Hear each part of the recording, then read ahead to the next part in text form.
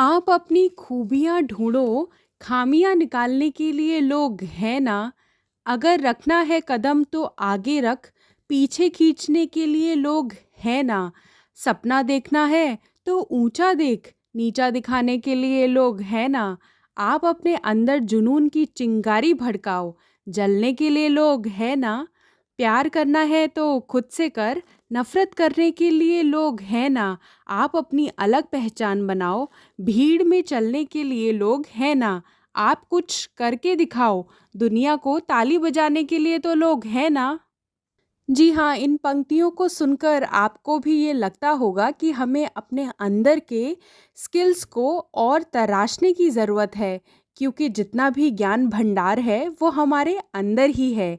हमें लगता है कि ज्ञान बाहर है और हम अध्ययन से उसे अंदर लाते हैं।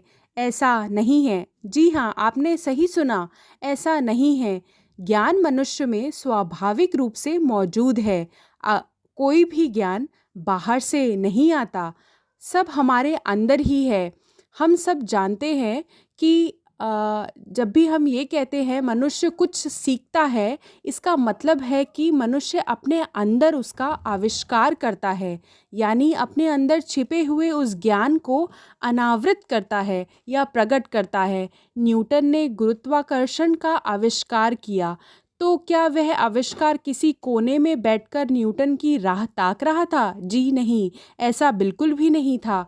वह उसके मन में था। विश्व का असीम ज्ञान भंडार हमारे मन में है। बाहरी संसार तो हमारे मन को उसका अध्ययन करने के लिए प्रेरित करता है। हमें अचानक कुछ दिख जाता है और हमारे मन में बैठे विचार को उससे प्रेरणा मिल जाती है और वहाँ तक हमारी पहुँच बन जाती है। इसलिए समस्त ज्ञान, चाहे लौकिक हो या आध्यात्मिक, मनुष्य के मन में ही होता है। ज्यों ज्यों खोजने की क्रिया बढ़ती जाती है, हमारे ज्ञान की वृद्धि होती जाती है और जिस पर आवरण पड़ा हुआ है वह अज्ञानी रह जाता है।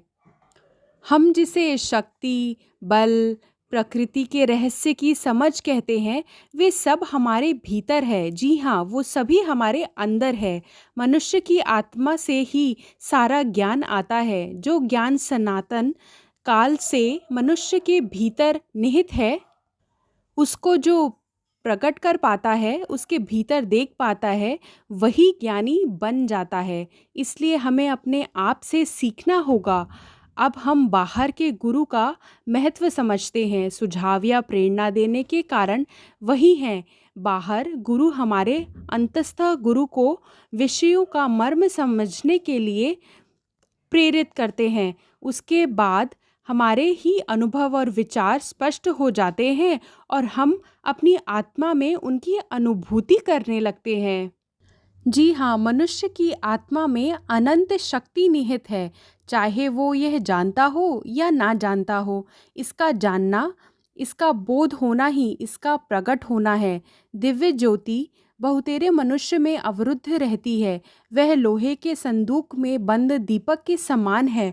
थोड़ा सा भी प्रकाश बाहर नहीं आ सकता, लेकिन पवित्रता और निस्वार्थता के माध्यम से हम उस अवरोधक माध्यम की सघनता को धीरे धीरे झीना करते रहते हैं और अंत में वह कांच के समान पारदर्शक बन जाता है।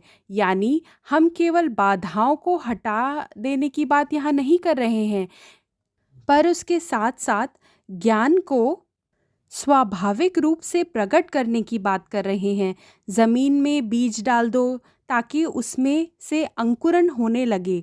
उसके चारों ओर एक घेरा बना दो और देखते रहो कि उसे कोई नष्ट ना कर दे। उस बीज के उगे हुए पौधे की शारीरिक बनावट के लिए हम मिट्टी, पानी, समुचित वायु का प्रबंध करते हैं। बस हमारा काम उतना ही है। तो निरंतर अपने अंदर की शक्तियों को पहचानें और उन पर यकीन करें और समय